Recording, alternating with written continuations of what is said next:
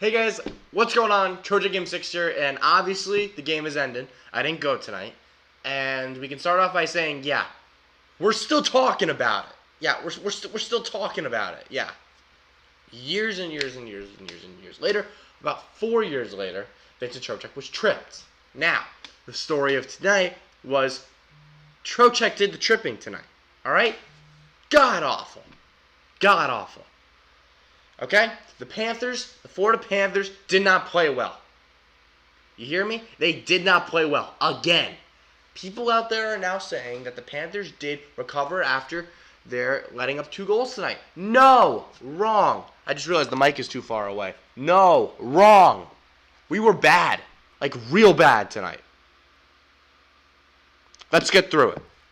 We start off this game in the first period where nothing really much happened. Sergei Bobrovsky, once again, is still playing out of his mind, and the Cats are just sleeping. I mean, Bobrovsky's playing great.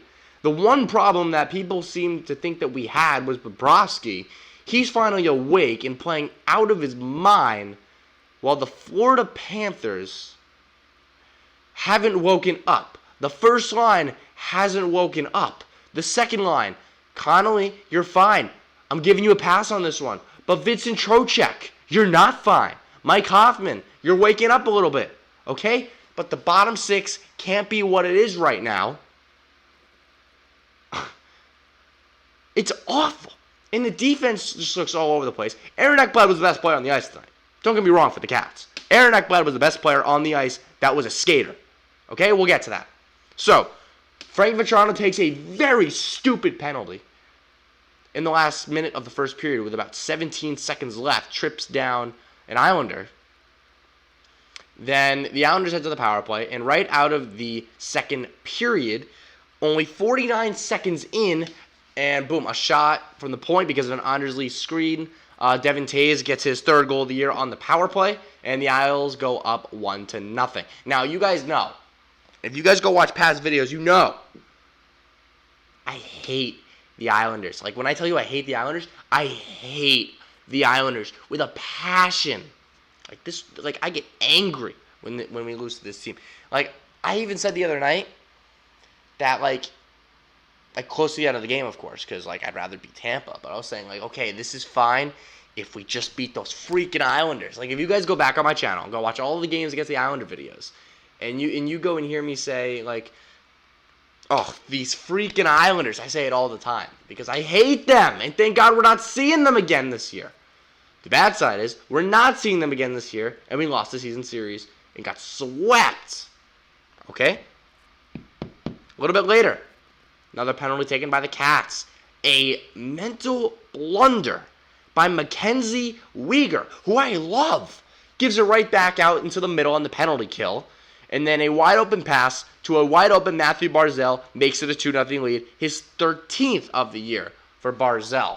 And I'm thinking, God, we're going to get killed again. Not so fast. Got a little bit later. Cats are battling back. 5 minutes later. We get a 2-on-1. Connolly gets it ahead to Mark Pysyk, who gets the pass across. And what a shot by Mike Hoffman, who has been ice cold lately. Maybe he can finally pick it back up. He makes it 2-1. And we go into the third period, and I'm thinking, okay, Goldie just said that the Cats are one of the best teams in the league in the third period in terms of scoring goals.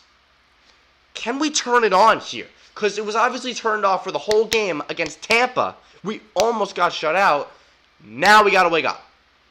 Now we got to show we can do something out here. Come on, guys. They got to produce here. They do. They come on the third period. They couldn't even get in the zone. They couldn't. They had like they had a few chances. I mean, Brett Connolly had a golden opportunity when Trocheck found him wide open and he just didn't take the one-timer. He tried to stop the puck first. Ugh, awful. The Cats go down again. 3-1 is your final as Anders Lee pots in the empty netter with only 3 seconds left to just put more pain on not only the fans, but I feel a lot of pain right now. The Leafs are tied right now. The Sabres won. The Lightning won. The Penguins won. And where are the Florida Panthers? We're number 4 in the wild card standings. We are about to be passed if they get a win tonight by the Toronto Maple Leafs, the New York Rangers have a game in hand, and they are 2 points away from us. What happens? The downfall of the Florida Panthers happened in 1 week. Okay? And this team's not getting it done. They're obviously not listening to Joe Quenneville. Sergei Bobrovsky is carrying them through these games, only letting up 4 goals in the last 2 games. That's great. Making some brilliant saves. What's the solution? I got it for you. Either Coach Quenneville can have them do like an old Herb Brooks and skate, and punish the hell out of these guys, or you make the emergency call-up. You make the emergency call-up because we're playing like garbage, okay? If you guys don't know what I'm talking about, like I said before, I was going to address it, our bottom 6 is bad. Our second-line center is garbage in Vincent Trocheck. He has 4 goals this year. He hasn't done anything compared to what he's supposed to be doing. A lot of why people said these Panthers were going to be dominant and they were going to make the playoffs this year is because they expected we had a great centering group in Barkov, Trocheck, and Borgstrom. He's not even here. He's in the minors. Barkov has gone cold right now, and Vincent Trocheck hasn't done anything. Like, it's been bad. Like, real bad. Like, when are we going to do something here? This is bad. Thank goodness I didn't go and I gave up my tickets for tonight. I'm not even going on Saturday just because I don't even want to see what these Boston Bruins do to us. And I'd rather get a good night's sleep. And I got midterms next week. Guys, we've got to pick this up, okay? The homestand has a few more games on it. We can still salvage it. Boston, that'll be a tough one. We got to beat Ottawa and Dallas. We just have to. Ottawa, that doesn't need any explanation. And Dallas, they just fired their coach. One of the best coaches in the NHL is now gone from the Dallas Stars. I know they just shut out the Devils, but that's the Devils. We got to win those 2 games. It starts on Saturday against Boston. If we could pull off a big game against Boston, this loss to the Islanders, to me, doesn't matter. Doesn't. Really doesn't. Oh, boy. So, once again, Trocheck has got to pick it up. He's been bad. He was awful. So, my solution, if Quenneville doesn't want to get the guys going, then Dale Talon should. And you know how he could do this? I'll tell you now, right now. Bring up the prospects. Alexei Heponiemi is not ready yet. That I'll admit. He's very tiny. He doesn't have the body for it yet. But you know who's got the body? You know who I think proved that they can play at the NHL level? His name is Owen Tippett. My favorite ginger in the NHL. Okay? Wow, it's pouring outside of my house. I got to pick up my mom soon. Guys, Owen Tippett is going... I don't know if he's going to be a star. I'm not going to say that because he would be playing by now. But he's tearing it up. He was tearing it up in the preseason. Like, I really thought he was going to make this team, and he just didn't. I think it's time.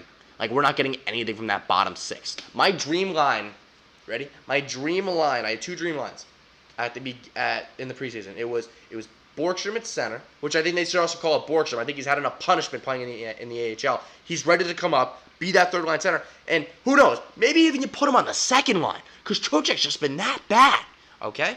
Well, here's my dream line. Line number 3. This is it. So, obviously, it's going to be Huberdeau, Barkov, Dadonov. Then it's going to be Trocheck, Connolly, and Hoffman.